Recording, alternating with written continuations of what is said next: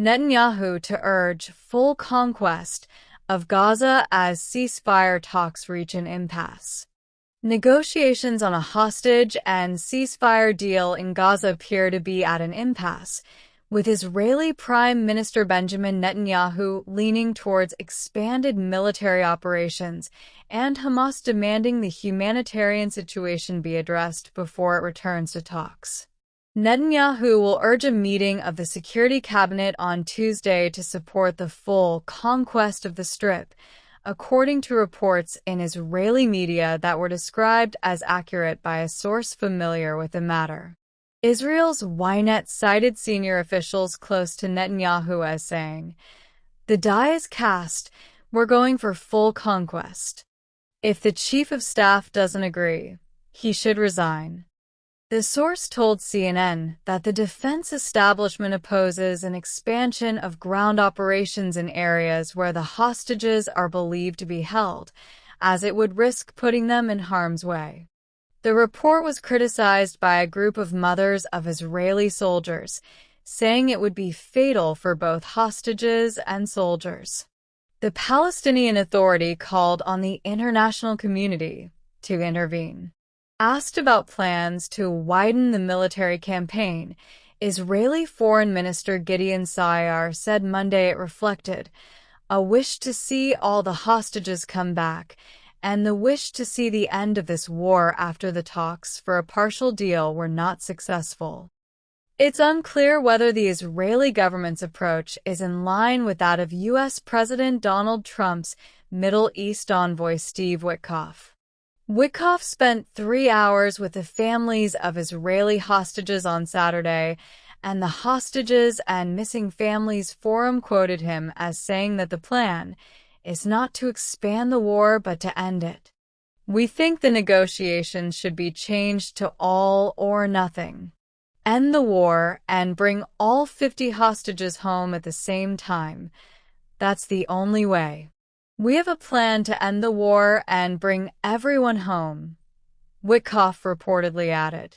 "Someone will be to blame if the remaining living hostages do not return to Israel still alive," he said, according to the forum.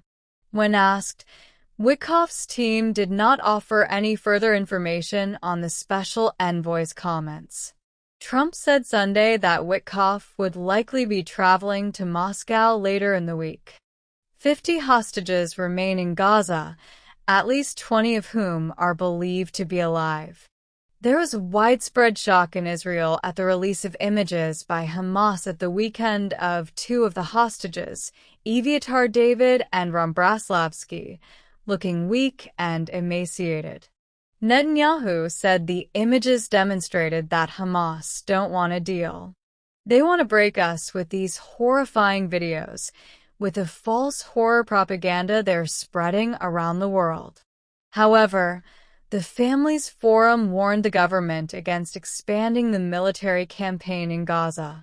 Netanyahu is preparing the greatest deception of all. The repeated claims of freeing hostages through military victory are a lie and a public fraud, the forum said Sunday. The forum called on Israel and Hamas to commit to bringing the 50 hostages home, ending the war, and then rebuilding and reviving Israel, the statement said. Hamas has insisted it is committed to negotiations, but only when the catastrophic humanitarian situation is addressed, according to Bassem Naim, a senior Hamas political official. Another Hamas official, Mahmoud Mardawi, told CNN last week there was no point in continuing talks as long as Gaza's starvation crisis persists. Hunger-related deaths in Gaza spiked in July, the World Health Organization said last week. Malnutrition rates reached alarming levels, with more than 5,000 children under 5 admitted for outpatient treatment of malnutrition in just the first 2 weeks of July, WHO said.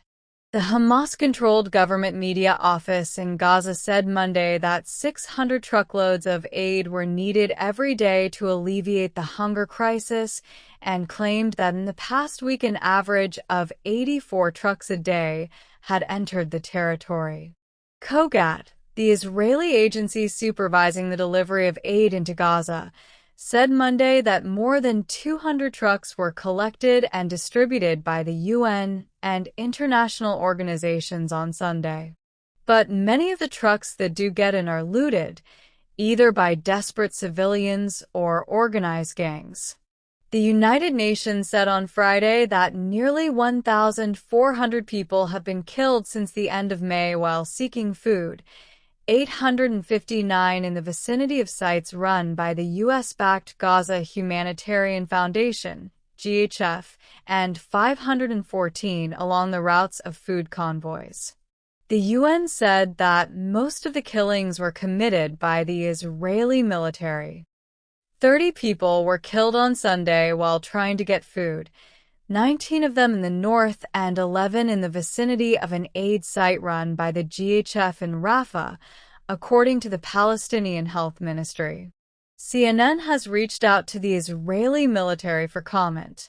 Opinion polls in Israel have consistently shown a large majority in favor of ending the conflict in Gaza and securing the release of the hostages.